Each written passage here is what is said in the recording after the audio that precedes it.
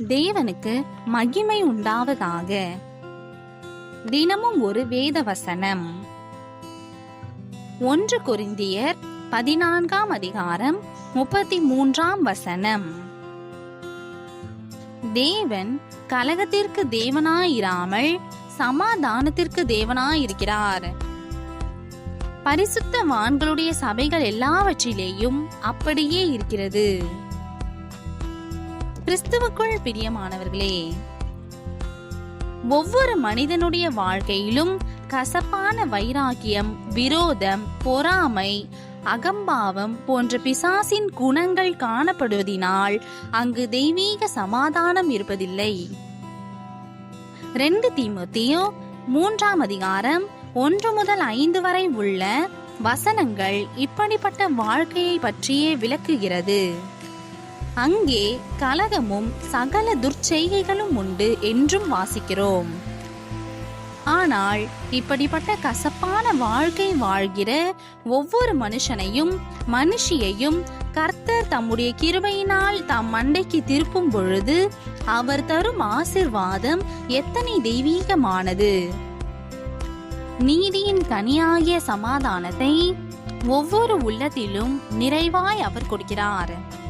கடின இருதயம் சதையான இருதயமாக தேவ சமாதானத்தினால் மாறுகிறது.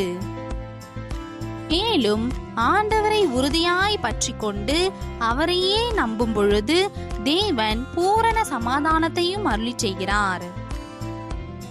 ஒரு குடும்பத்தில் கணவனுக்கும் மனைவிக்கும் இடையே எப்பொழுதும் சண்டைதான். அக்கம் பக்கத்தில் உள்ளவர்கள் எல்லாம் இதை கேட்டு கேட்டு அவர்களை கண்டாலே ஒருவருக்கும் பிடிக்காது. அவர்கள் ஒரு வழியாய் வந்தால் மற்றவர்கள் எல்லோரும் வேறு வழியாய் திரும்புவார்கள். 2 பேரும் ஒருவருக்கொருவர் போட்டி போட்டுக்கொண்டு வாய்க்கு வந்தபடி பேசி சண்டை போடுவார்கள். ஆனால் தேவன் தம்முடைய தெய்வீக கிருபையினால் ஒரு சந்தர்ப்பத்தில் அந்த அம்மையாருடைய உள்ளத்தை உலகம் தரக்கூடாத தமது தெய்வீக சமாதானத்தினால் நிரப்பினார். அதன் பின்னர் மீண்டும் சண்டைக்கான சூழ்நிலை வந்த பொழுது கணவன் வழக்கம் போல் வாய்க்கு வந்தபடி திட்டினார். ஆனால் கர்த்தருடைய சமாதானத்தை பெற்ற அந்த மனைவியோ வாய் திறவாது தன் அறைக்கு எழுந்து சென்று விட்டாள்.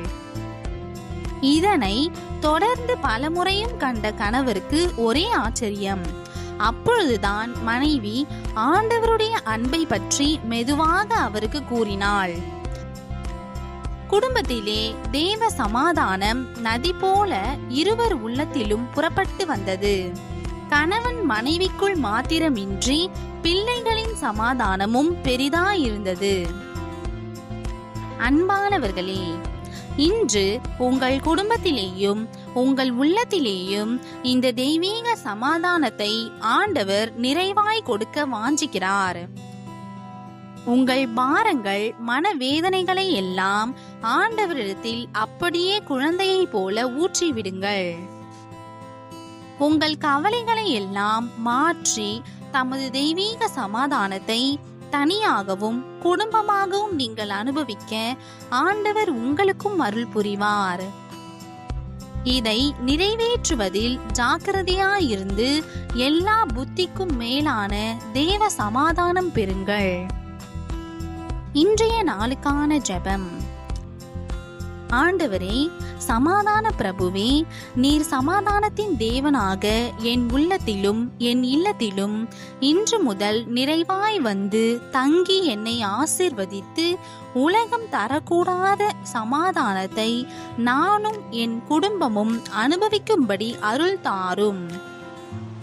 இயேசுவின் நாமத்தில் பிதாவே, ஆமேன்.